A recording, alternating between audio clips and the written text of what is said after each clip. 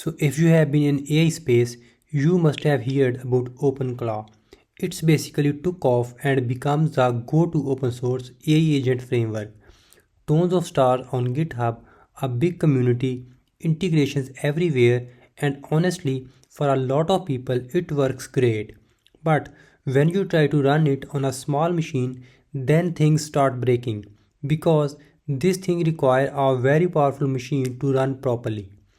OpenClaw is built in TypeScript and it requires Node.js to run. That runtime alone adds around 390 megabytes of overhead before your actual app even starts. Full memory usage crosses over 1 gigabyte in most real startups. Startup takes several seconds, and if you are on a low-end machine, a cheaper server, it's just not really practical.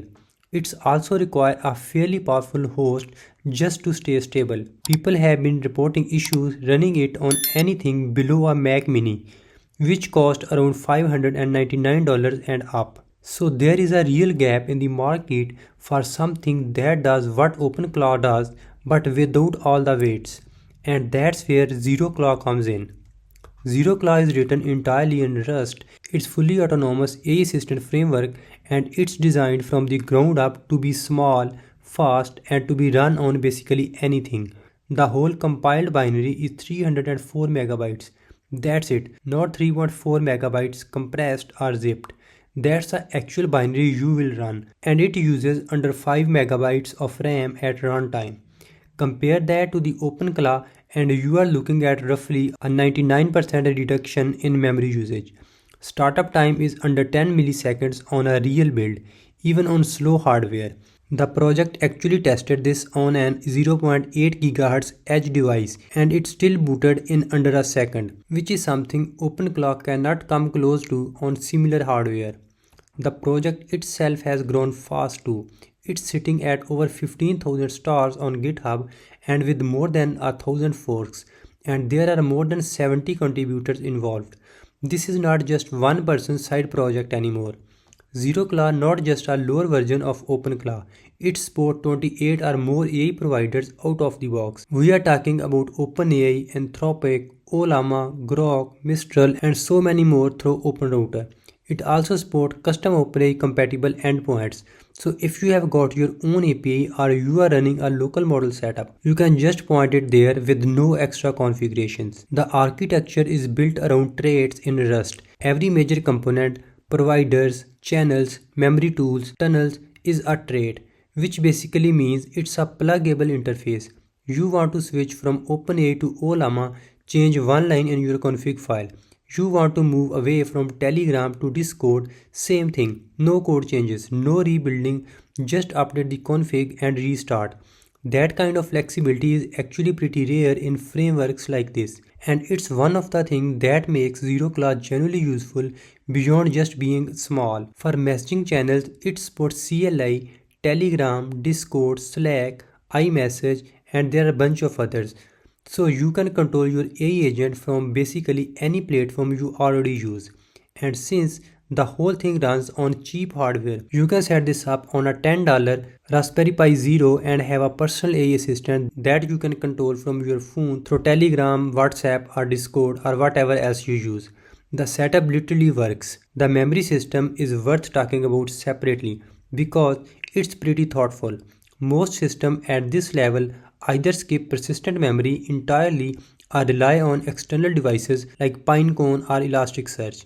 ZeroClaw built this whole thing on SQLite with zero external dependencies. It stores vector embedding directly as blob in the database and uses SQLite's FTS5 extension for full text keyword search with BM25 scoring. Then it merges the result from both using a custom weighted merge function. You can adjust how much weight you want to give to vector similarity versus keyword matching in the config file. The whole thing is self-contained inside that 3.4 megabyte binary. No external service to run, no API call to separate vector databases, nothing.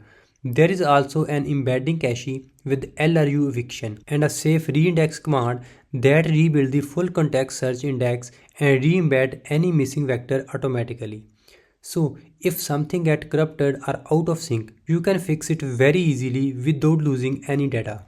Also, security is something that a lot of AI agents tools handle poorly, and ZeroClaw actually puts really thoughts into it. By default, the gateway binds to localhost only. It refuses to bind to all interfaces unless you specifically configure it to do so. There is a pairing system on first connection, a 6-digit 1-point code that you exchange for a token. After that, every webhook request requires that token in the authorization header. The file system access is scoped to a workspace directory by default. System directories, sensitive .files, things like /etc, /root, SSH keys, AWS credentials, all blocked by default. There is also a symlink escape detection, so an agent cannot follow a symlink out of its workspace. Inbound message allow list for channels like Telegram and Discord also default to deny all if left empty, which means you have to specifically add users or flip it to wildcard to allow anything. And because there have been real reports of info stealers going after OpenClaw config files and stealing API keys. ZeroClaw encrypt all the API keys by default using a local key file. That's not a toggle you have to find in the docs. It's just on by default. Installing it is also very straightforward. If you have Rust installed, you clone the repo and run the build command. After that, you have to run the ZeroClaw onboard command. It will walk you through everything like your AI provider, API keys, which channels you want to connect, all of it. If you want to do it non-interactively, you can pass your API keys and provide directly as flags and skip the wizard entirely. For people already running OpenClaw, there is a migration command built in.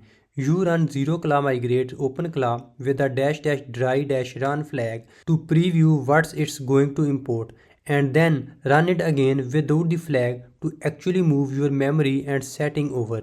One thing worth being upfront about, because OpenClaw is written in Rust, contributing to the core project requires knowing Rust. That's a narrower pool of contributor compared to TypeScript or Python based tools. And the plugin and integration ecosystem is smaller than OpenClaw right now. There are only around 70 or more contributors across 9 categories, which is solid, but OpenClaw has had more time to accumulate community plugins. So if you are relying on something very specific in the OpenClaw ecosystem, worth checking if ZeroClaw has a match before committing to a switch. Also, there is a Python companion package available called ZeroClaw tool for LLM providers that have inconsistent native tool calling. It wraps things in LangGraph to give you a consistent tool loop regardless of providers. The project was initially built by students and community members from Harvard and MIT, and it's fully open source under the MIT license. Whether this matters to you or not, it at least explains the engineering disciplines behind things like unit test and the pre-push hooks that run formatting and test before every commit. So if you are running an AI agent setup and your hardware is the limiting factor, or if you just want something more efficient and security conscious than the default options out there, ZeroClaw is worth looking at seriously. It runs on hardware that most other tools won't even boot on. It doesn't need any external services to function, and the config system is flexible enough that you are not locked into particular provider or platform. For most personal or small team setups, it covers everything you would actually need. Alright, so that's it from the video, and I hope you enjoyed it. If you did, please hit the like button and subscribe to the channel, and I'll see you in the next video.